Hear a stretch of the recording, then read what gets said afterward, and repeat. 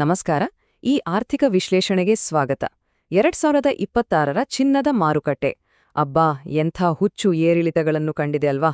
ಬನ್ನಿ, ಈ ಅಭೂತಪೂರ್ವ ಟ್ರೆಂಡ್ಗಳ ಹಿಂದಿನ ಅಸಲಿ ಕಾರಣಗಳನ್ನು ನಿಖರವಾದ ಡೇಟಾದೊಂದಿಗೆ ಡಿಕೋಡ್ ಮಾಡೋಣ. ಸರಿ, ಈ ವಿಶ್ಲೇಷಣೆಯಲ್ಲಿ ನಾವು ಏನೇನು ನೋಡಲಿದ್ದೇವೆ ಅಂದ್ರೆ 2026ರ ಮಾರ್ಕೆಟ್ ವಾಲಟಿಲಿಟಿ, ಬೆಲೆ ಏರಿಕೆಗೆ ಕಾರಣವಾದ ಮ್ಯಾಕ್ರೋ ಫೋರ್ಸ್ಗಳು, ಸೆಂಟ್ರಲ್ ಬ್ಯಾಂಕ್ಗಳ ಚಿನ್ನದ ಭೀಟೆ, ಎಕ್ಸ್ಪರ್ಟ್ಗಳ ಪ್ರೈಸ್ ಟಾರ್ಗೆಟ್ಸ್ ಮತ್ತು ಕೊನೆಯದಾಗಿ ನಮ್ಮ ಇಂಡಿಯನ್ ಇನ್ವೆಸ್ಟರ್ಸ್ಗಳಿಗೆ ಬೇಕಾದ ಬೆಸ್ಟ್ ಸ್ಟ್ರಾಟಜಿಗಳ ಬಗ್ಗೆ. ಮೊದಲನೇ ವಿಭಾಗಕ್ಕೆ ಹೋಗೋಣ. 2026ರ ಚಿನ್ನದ ಮಾರುಕಟ್ಟೆಯ ಅಸ್ಥಿರತೆ. ನೋಡಿ, ಈ ವರ್ಷದ ಆರಂಭ ಹೇಗಿತ್ತು ಅಂದ್ರೆ ಅಕ್ಷರಶಃ ಒಂದು ರೋಲರ್ ಕೋಸ್ಟರ್ ರೈಡ್ ಇದ್ದ ಹಾಗೆ. ಜನವರಿಯಲ್ಲಿ ಪ್ರತಿ 10 ಗ್ರಾಂಗೆ ಬರೋಬ್ಬರಿ 1.80 ಲಕ್ಷ ರೂಪಾಯಿಗಳ ರೆಕಾರ್ಡ್ ಬ್ರೇಕಿಂಗ್ ಹೈ ಮುಟ್ಟಿತ್ತು. ಅಲ್ಲಿಂದ ಫೆಬ್ರವರಿಗೆ ಢಮಾರ್ ಅಂತ ಕುಸಿತ. ಆಮೇಲೆ ಮಾರ್ಚ್ನಲ್ಲಿ ಯುದ್ಧದ ಟೆನ್ಷನ್ನಿಂದಾಗಿ ಮತ್ತೆ ಆಕಾಶಕ್ಕೆ ಜಿಗಿದ ಬೆಲೆ. ಕೇವಲ ಕೆಲವೇ ತಿಂಗಳಲ್ಲಿ ಎಷ್ಟೊಂದು ಡ್ರಾಮಾ ಅಲ್ವಾ. ಇಲ್ಲಿ ನಾವು ಮುಖ್ಯವಾಗಿ ಗಮನಿಸಬೇಕಾದ್ದು ಫೆಬ್ರವರಿ ಮಧ್ಯದಲ್ಲಿ ಆದ ಆ ದೊಡ್ಡ ಕ್ರ್ಯಾಶ್. ನಮ್ಮ ಲೋಕಲ್ ಮಾರ್ಕೆಟ್ನಲ್ಲಿ ಚಿನ್ನದ ಬೆಲೆ ತನ್ನ ಗರಿಷ್ಠ ಮಟ್ಟದಿಂದ ಒಂದೇ ಸಮನೆ 13.5% ತೀವ್ರವಾಗಿ ಕುಸಿದ್ಬಿಟ್ಟು. ಇದು ನಿಜಕ್ಕೂ ಒಂದು ಶಾಕಿಂಗ್ ಡೆವಲಪ್ಮೆಂಟ್. ಅದೇ ಆ ಶಾಕಿಂದ ಹೊರಬರುವ ಮುನ್ನವೇ ಗ್ಲೋಬಲ್ ಲೆವೆಲ್ನಲ್ಲಿ ಜಿಯೋಪೊಲಿಟಿಕಲ್ ಸ್ಟ್ರೈಕ್ಸ್ ಶುರುವಾಯಿತು. ಮಾರ್ಚ್ ಆರಂಭದಲ್ಲಿ ಈ ಸೇಫ್ ಹೇವೆನ್ ಡಿಮಾಂಡಿಂದಾಗಿ ಜಾಗತಿಕ ಬೆಲೆಗಳು ಪ್ರತಿ ಔನ್ಸ್ಗೆ ಎಷ್ಟಕ್ಕೆ ಹೋಯ್ತು ಗೊತ್ತಾ? $5,300 ಕ್ರಾಸ್ ಆಯ್ತು. Just unbelievable. ಹಾಗಾದ್ರೆ ಈ ಎಲ್ಲ ದಿಢೀರ್ ಏರಿಳಿತಗಳ ಹಿಂದೆ ಕೆಲಸ ಮಾಡುತ್ತಿರುವ ಮ್ಯಾಕ್ರೋ ಫೋರ್ಸ್ಗಳು ಅಂದರೆ ಪ್ರಮುಖ ಆರ್ಥಿಕ ಕಾರಣಗಳು ಯಾವುವು? ವಿಭಾಗ 2ರಲ್ಲಿ ನೋಡೋಣ. ಇಲ್ಲಿ 3-4 ಪ್ರಮುಖ ಪಿಲ್ಲರ್ಗಳಿವೆ.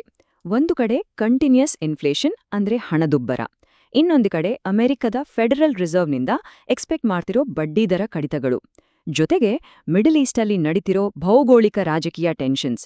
ಇವೆಲ್ಲ ಸೇರ್ಕೊಂಡು ಇಷ್ಟೊಂದು ಅಸ್ಥಿರತೆಯ ನಡುವೆಯೂ ಚಿನ್ನದ ಡಿಮ್ಯಾಂಡನ್ನು ಸ್ಟ್ರಾಂಗ್ ಆಗಿಯೇ ಹಿಡಿದಿಟ್ಟಿವೆ. ಹಾಗಿದ್ರೂ ಮಧ್ಯಮಧ್ಯದಲ್ಲಿ ಬೆಲೆ ಕುಸಿಯೋಕೆ ಕಾರಣ ಏನಪ್ಪಾ ಅಂದ್ರೆ US$ನ ಮೌಲ್ಯದಲ್ಲಿ ಆದ ಹಠಾತ್ ಏರಿಕೆ, ಫೆಡ್ ಲೀಡರ್ಶಿಪ್ನಲ್ಲಿನ ಬದಲಾವಣೆಗಳು ಮತ್ತು ರಷ್ಯಾ ಮತ್ತು ಡಾಲರ್ ಬೇಸ್ಡ್ ಟ್ರೇಡ್ ಶುರು ಮಾಡ್ತಿದೆ ಅನ್ನೋ ರಿಪೋರ್ಟ್ಗಳು ಬಂದ ತಕ್ಷಣ ಗೋಲ್ಡ್ ಪ್ರೈಸು ಸ್ವರ್ತ ಕೆಳಗೆ ಬಂತು. ಈಗ 3ನೇ ವಿಭಾಗಕ್ಕೆ ಬರೋಣ. The central bank gold rush. ಇಲ್ಲಿ ನಡೀತಿರೋದೇ ಬೇರೆದ್ದೇ ಕಥೆ. ರಿಟೇಲ್ ಮಾರ್ಕೆಟ್ ಆಚೆಗೆ ನೋಡಿದ್ರೆ ಪ್ರಪಂಚದಾದ್ಯಂತ ಸೆಂಟ್ರಲ್ ಬ್ಯಾಂಕ್ಗಳು ಸದ್ದೇ ಇಲ್ದೆ ಚಿನ್ನವನ್ನು ಒಟ್ಟುಗೂಡಿಸ್ತಾ ಇವೆ. ಎಷ್ಟರ ಮಟ್ಟಿಗೆ ಅಂದ್ರೆ 2025ರ ಇಡೀ ವರ್ಷದಲ್ಲಿ ಅವರು ಬರೋಬ್ಬರಿ 900 ಟನ್ಗಳಷ್ಟು ಚಿನ್ನವನ್ನ ಖರೀದಿಸಿದ್ದಾರೆ. ಇದು 2026ರ ಮಾರ್ಕೆಟ್ಗೆ ಒಂದು ಸಿಕ್ಕಾಪಟ್ಟೆ ಸ್ಟ್ರಾಂಗ್ ಫೌಂಡೇಶನ್ ಹಾಕ್ಕೊಟ್ಟಿದೆ. ಈ ಮಟ್ಟಿಗೆ ಅವರು ಚಿನ್ನ ಖರೀದಿಸೋಕೆ ಮೇನ್ ರೀಸನ್ ಏನು ಅಂದ್ರೆ ಡಿಡಾಲರೈಸೇಷನ್. ಹೌದು, ಅಮೆರಿಕನ್ ಡಾಲರ್ ಮೇಲಿನ ಡಿಪೆಂಡೆನ್ಸಿನ ಕಡಿಮೆ ಮಾಡ್ಕೊಳ್ಳೋದು. ಫ್ಯೂಚರ್ನಲ್ಲಿ ಏನಾದರೂ ಸ್ಯಾಂಕ್ಷನ್ಸ್ ಬಂದ್ರೆ ಅಥವಾ ಗ್ಲೋಬಲ್ ಪಾಲಿಟಿಕ್ಸ್ ಉಲ್ಟಾ ಹೊಡೆದ್ರೆ ನಮ್ಮ ರಕ್ಷಣೆಗೆ ಚಿನ್ನವೇ ಗತಿ ಅಂತ ದೇಶಗಳು ತಮ್ಮ ರಿಸರ್ವ್ಗಳನ್ನ ಬ್ಯಾಲೆನ್ಸ್ ಮಾಡಿಕೊಳ್ತಾ ಇವೆ.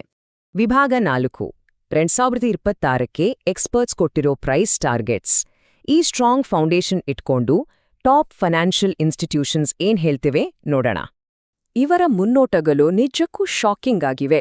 ಗೋಲ್ಡ್ಮನ್ ಸ್ಯಾಚ್ಸ್ ಕುರಿಯು ಔನ್ಸ್ಗೆ $5,400 ಇನ್ನು JP ಮೋರ್ಗನ್ ಅದನ್ನೂ ಮೀರಿ $6,300 ಟಾರ್ಗೆಟ್ ಕೊಟ್ಟಿದೆ.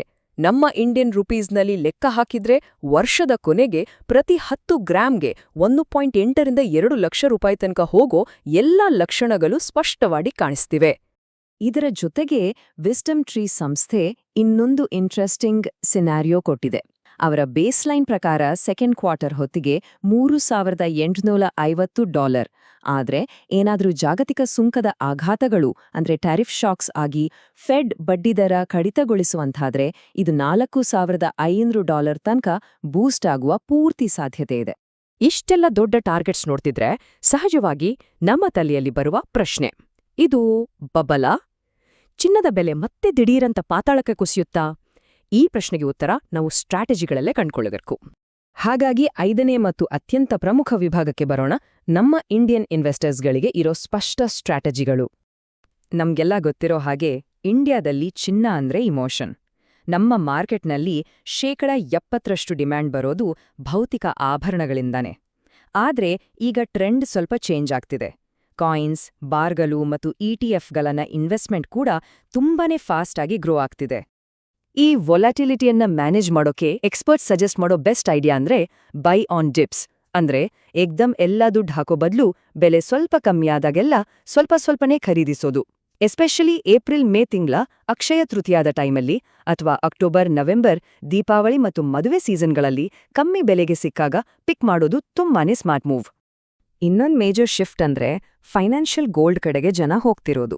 ಗೋಲ್ಡ್ ಇಟಿಎಫ್ಗಳು, ಡಿಜಿಟಲ್ ಗೋಲ್ಡ್, ಇಜಿಆರ್ಗಳು ಇವ್ಯಾಕೆ ಫೇಮಸ್ ಆಗ್ತಿವೆ ಅಂದ್ರೆ ಇದರಲ್ಲಿ ಲಿಕ್ವಿಡಿಟಿ ತುಂಬಾ ಚೆನ್ನಾಗಿರುತ್ತೆ, ಲಾಕರ್ನಲ್ಲಿಡೋ ಟೆನ್ಷನ್ ಇರಲ್ಲ ಮತ್ತು ನಮ್ಮ ದೇಶದ ಆರ್ಥಿಕತೆಯ ಮೇಲೂ ಭೌತಿಕ ಆಮದಿನಿಂದಾಗೋ ಪ್ರೆಷರ್ ಕಮ್ಮಿ ಆಗುತ್ತೆ. ಇದು ಬರೀ ಥಿಯರಿ ಅಲ್ಲ, ನಂಬರ್ಸ್ ಕೂಡ ಇದನ್ನೇ ಹೇಳ್ತಿದೆ. 2026ರ ಫಸ್ಟ್ ಕ್ವಾರ್ಟರ್ನಲ್ಲೇ ನಮ್ಮ ಇಂಡಿಯನ್ ಗೋಲ್ಡ್ ಇಟಿಎಫ್ಗಳಲ್ಲಿ ಬರೋಬ್ಬರಿ 20 ಟನ್ಗಳ ರೆಕಾರ್ಡ್ ಇನ್ಫ್ಲೋ ಆಗಿದೆ. ಅದರಲ್ಲಿ 80% ದುಡ್ಡು ಜಾನ್ವರಿ ತಿಂಗಳ ಆ ಹೈ ಪ್ರೈಸ್ ಟೈಮ್ನಲ್ಲೇ ಬಂದಿರೋದು ನಿಜಕ್ಕೂ ಆಶ್ಚರ್ಯಕರ ಬೆಳವಣಿಗೆ. ಇದೆಲ್ಲ ನೋಡಿದ್ಮೇಲೆ ಒಂದು ದೊಡ್ಡ ಪ್ರಶ್ನೆ ಉಳಿಯುತ್ತೆ. ಒಂದೆಡೆ ಬಡ್ಡಿದರ ಕಡಿತ, ಇನ್ನೊಂದೆಡೆ ಜಾಗತಿಕ ಯುದ್ಧದ ಆತಂಕ. ಇವುಗಳ ನಡುವೆ ಡಿಜಿಟಲ್ ಮತ್ತು ಇಟಿಎಫ್ ಚಿನ್ನದ ಮೇಲಿನ ಈ ಹೊಸ ಒಲವು ಮುಂದಿನ ದಿನಗಳಲ್ಲಿ ನಾವು ಚಿನ್ನದ ಮೇಲೆ ಹೂಡಿಕೆ ಮಾಡುವ ಸಾಂಪ್ರದಾಯಿಕ ವಿಧಾನವನ್ನೇ ಸಂಪೂರ್ಣವಾಗಿ ಬದಲಾಯಿಸಿಬಿಡುತ್ತಾ? ಈ ವಿಶ್ಲೇಷಣೆ ಆ ನಿಟ್ಟಿನಲ್ಲಿ ನಮ್ಮೆಲ್ಲರಿಗೂ ಹೊಸದೊಂದು ದೃಷ್ಟಿಕೋನವನ್ನು ನೀಡಿದೆ ಅಂತ ಭಾವಿಸ್ತೇನೆ.